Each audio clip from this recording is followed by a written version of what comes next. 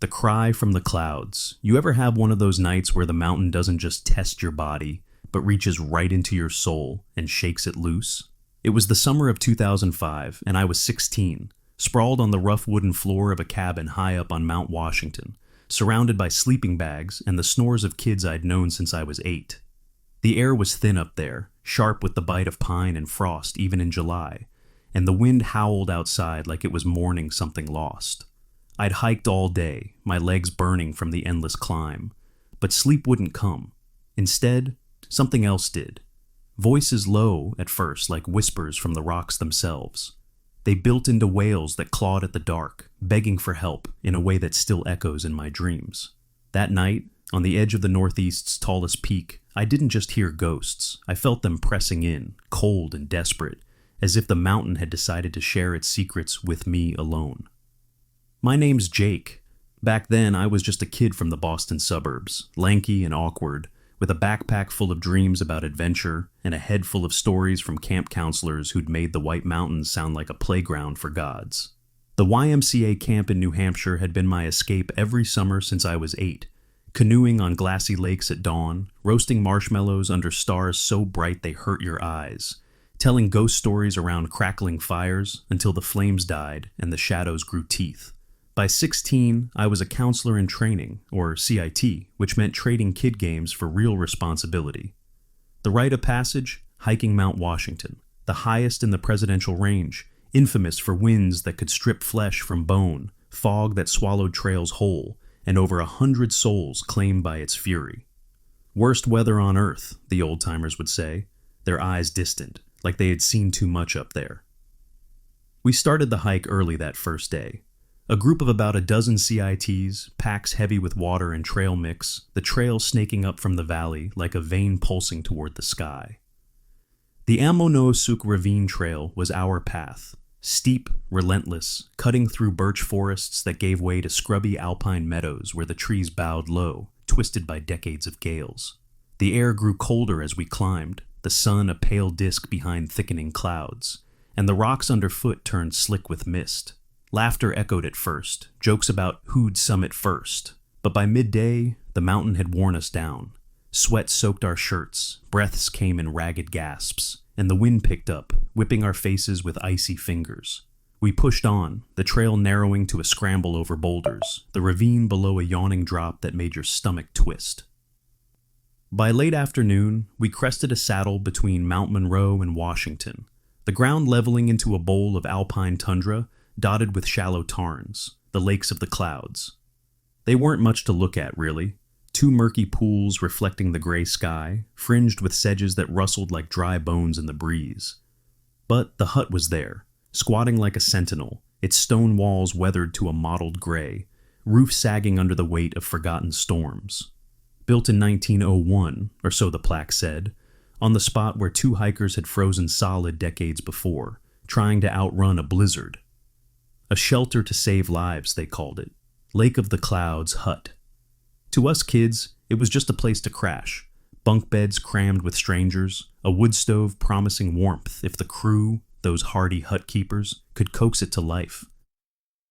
We tumbled inside as the light faded, the door creaking on rusted hinges, the air inside thick with the musty scent of damp wool and old sweat. The floor was scarred pine, worn smooth by generations of boots, and the walls bore the ghosts of carved initials, faded names from hikers long gone. Bunks lined the sides, but with so many of us, most ended up on the floor in a tangle of sleeping bags, the room a cocoon of nylon and zippers. Dinner was simple, oatmeal reheated on the stove, the metallic tang of tin mugs mixing with the earthy steam. We traded stories by lantern light, the flame flickering shadows that danced like watchers in the corners. Outside, the wind moaned, rattling the windows, small, grimy panes fogged with condensation, looking out over the lakes where mist coiled like smoke from unseen fires. I claimed a spot near the back, unrolling my bag against the wall, the wood cool against my palms. Exhaustion hit hard, but sleep was a tease, slipping away every time I closed my eyes. The room settled into snores and sighs, the crowd dousing the lanterns until only moonlight filtered through the glass, turning everything silver and sharp. An hour in, maybe 2, it started. a grunt, low and guttural, from somewhere in the dark. I figured it was Mike, the kid next to me, always mumbling in his sleep about video games. But then another joined it, a wheeze like air forced through frozen lungs. My heart ticked up, the sound worming into my ears, not quite human. I lay still, eyes wide in the gloom, listening as the noises built. Whispers at first, fragmented, like words caught on the wind. Cold, help.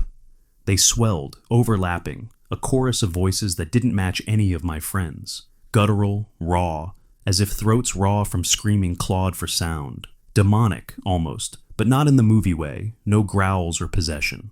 This was despair, pure and aching, wails rising in waves, crying out for mercy, for rescue, then fading to whimpers every few minutes, only to surge again.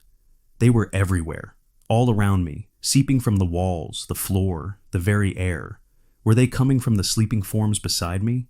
Mike's chest rose and fell steady, his face slack, but the cries seemed to bubble from his direction one moment, then shift to the far bunk, then hover just above my head.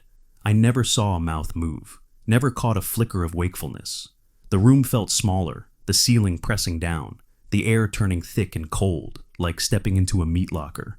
My skin prickled, gooseflesh rising despite the sleeping bag zipped to my chin, and a metallic taste flooded my mouth. Fear, sharp as blood. I wanted to bolt, to burst through the door into the night, but the mountain waited outside. Its blackness absolute, winds that could flay you alive. Better the known dark inside than that. Around 3 a.m., the voices peaked, a cacophony of pleas, layered and frantic, like a dozen souls drowning in fog, hands scraping at invisible barriers. Please, so cold, take us down. I shook Mike awake, my whisper harsh in the din. Dude, listen, you hear that? Voices everywhere. He blinked groggily, rubbing his eyes, the lantern's dying glow casting hollows in his cheeks. What? Jake, it's nothing. Go back to sleep. But as the wails crested again, his brow furrowed. For a split second, confusion flickered in his eyes. But when I pressed, there are strange voices, man, crying for help. Panic clawed at me. How insane did I sound? A kid in a sleeping bag, raving about demons in the dark. Never mind, I muttered, turning away. Forget it, sorry. He grumbled and rolled over, but the voices didn't stop. They ebbed and flowed with the wind, a symphony of suffering that pinned me to the floor until my muscles ached from tension. Dawn crept in slow, a pallid gray bleeding through the windows, the first birdsong a fragile thread against the night's remnants. I hadn't slept, eyes burning, body wired with adrenaline that soured in my veins. The voices had quieted with the light, trailing off like echoes down a ravine, leaving only the hush of exhausted breath. As the sun edged higher, gilding the mist over the lakes, I sat up, joints protesting, and glanced at the window nearest me. There, etched in the dew like a brand, were handprints, small ones, childlike, pressed flat against the glass from outside, fingers splayed, palms smudged, as if desperate hands had clawed for entry in the night.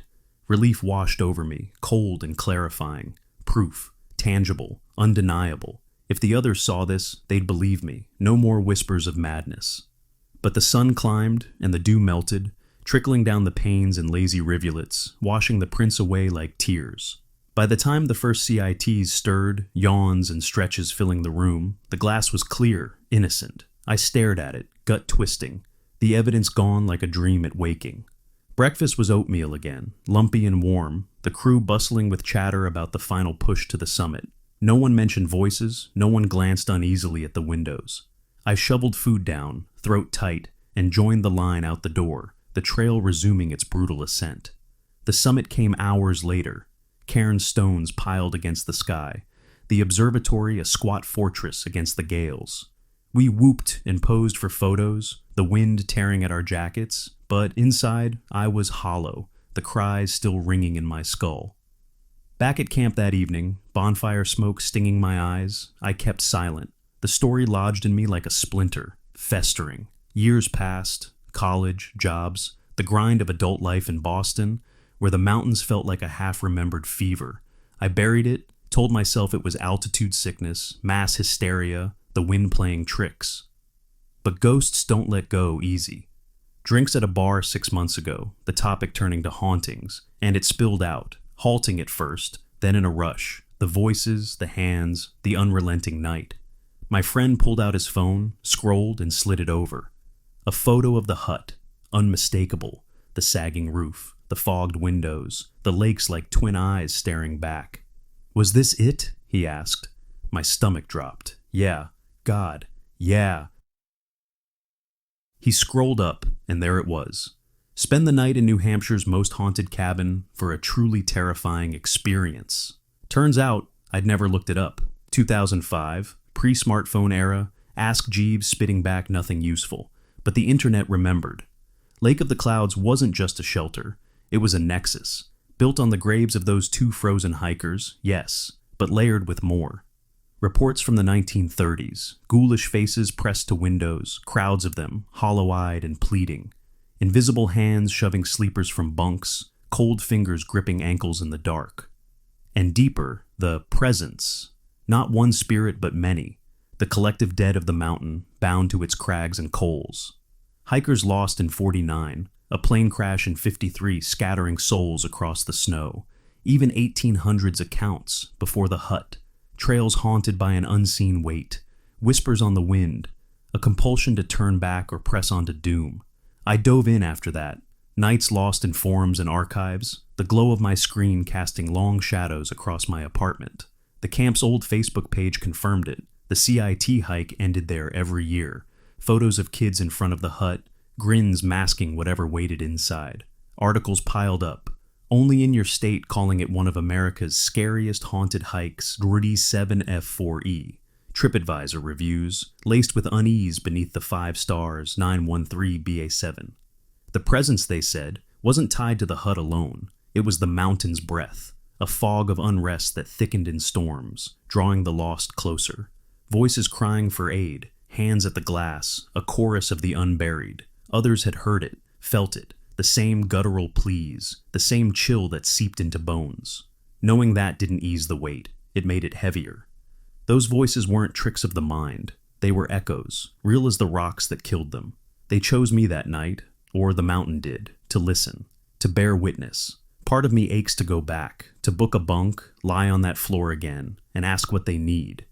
Help to cross over? A name spoken aloud?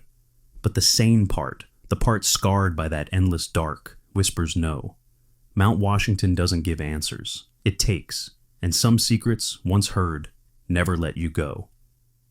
In the quiet hours, when the city hum fades and the wind rattles my windows like distant gales, I still hear them, faint, insistent, a plea carried on the breeze. Help us down.